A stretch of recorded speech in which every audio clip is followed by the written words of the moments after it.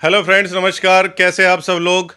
मुझे तो ये समझ में नहीं आ रहा है कि हम इंडियंस को लगता है कि हम चाइना के बराबर पहुंच जाएंगे। जो आपको लगता है ना कि चाइना के बराबर पहुंच जाओगे, इतना आसान है नहीं। ये इतना गंभीर विषय है कि हम चाइना तक पहुंचेंगे तो किस तरीके से पहुंचेंगे और चाइना अभी फिलहाल में क्या कर रहा है। हम उस 2-3 मुद्दों पे आपको लेके जाएंगे कि चाइना इतना एडवांस लेवल पे आ गया है कि जो हम अभी सोच भी नहीं रहे हैं। तो दोस्तों, मेरा नाम है अजय सैनी, मेरे चैनल आपका स्वागत करता हूं।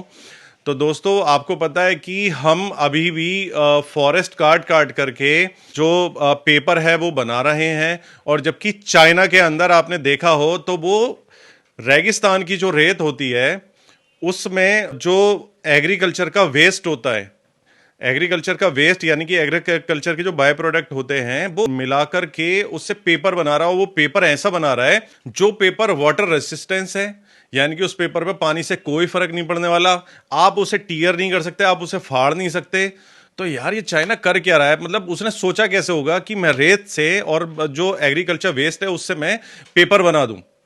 एग्रीकल्चर वेस्ट में वो वाला वेस्ट है, जैसे भुट्टे के चिकले हो गए, भुट्टे के आपने देखा हो तो उसके जो डंठल हो गए उससे हो गया, या आपने भुस्सी देखी हो धान के ऊपर जब चावल बनता है तो उसके ऊपर से जो उसका कवर होता है, यानी कि गेहूं का और चावल का जो भुस्सी होती है उससे यूज हो रहे हैं। गन्ने की जो खोई होती है, गन्ने का जब हम रस निकाल लेते हैं तो उससे जो खोई निकल के आती है, तो उसे सभी को मिला के अवशिष्ट जो भी हैं उसके, तो उससे वो पेपर बना रहा है। ये बड़ा शॉकिंग है और हमने क्या पूरे वर्ल्ड में किसी ने नहीं सोचा होगा। दूसरा, हमारे यहाँ भी अभी भी 5G की प्रॉपर कनेक्टिविटी नहीं है। हमारी BSNL आज भी वही 4G पे चल रही है, और अभी भी VI जो हमारी है वो अभी जस्ट 5th पे आई है, 5G में आई है। और चाइना ने अपनी 10G ले भी आया मार्केट में, और उसके जो सिटीजन्स हैं वो उस 10G सुविधा को यूज भी कर रहे हैं, और हम अभी 5G भी ढंग से हमें मिल नहीं पा रही है पूरे इंडियंस को। और 5G में आप ये सोचो कि हम ये सोचते हैं कि यार ये MBPS, कितने MBPS की तुम्हारी स्पीड है? 100 MBPS, 200, 300, 400, और वो उनकी जो 10G की जो स्पीड है वो है 10,000 MBPS पर सेकेंड की।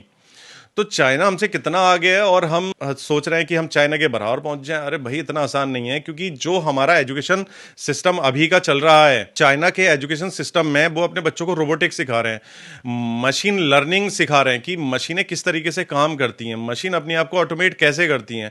वो अभी से अपने आप को, अपने बच्चों को AI से और रोबोटिक्स से और उससे जोड़ रहे हैं, मशीन लर्निंग से।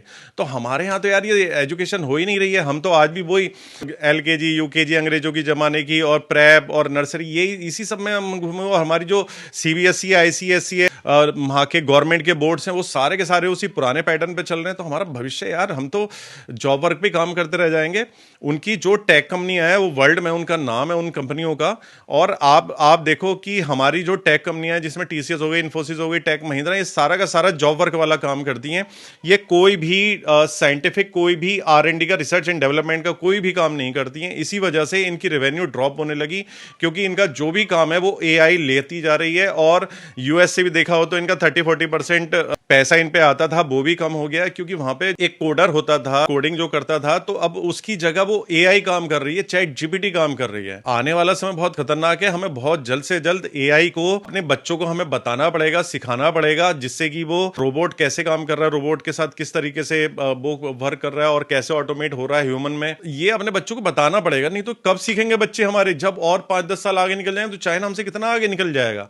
वो 10G में आ गया, हम 5G में पढ़े। वो जंगल नहीं काट रहा, वो जंगल बढ़ा रहा। रेगिस्तान में उसने इतने सारे जंगल खड़े कर दिए, और हम जो अपना हरा भरा इलाका है, हम कोयला निकालने के लिए हम डिफॉरेस्ट कर रहे हैं उसे, यानी कि वहां पे जंगल काट रहे हैं जिससे कि हम खनन कर सकें, कोयला निकाल सकें, खनिज निकाल सकें। आपको सोचना पड़ेगा, हमारी सरकार को जल्द से जल्द कुछ करें। आपका क्या कहना है इस बारे में? और आपको वीडियो अच्छी लगी हो तो आप जरूर बताना, जिससे कि हम इसी तरीके की इनोवेटिव वीडियो आपके लिए लाते रहें। धन्यवाद।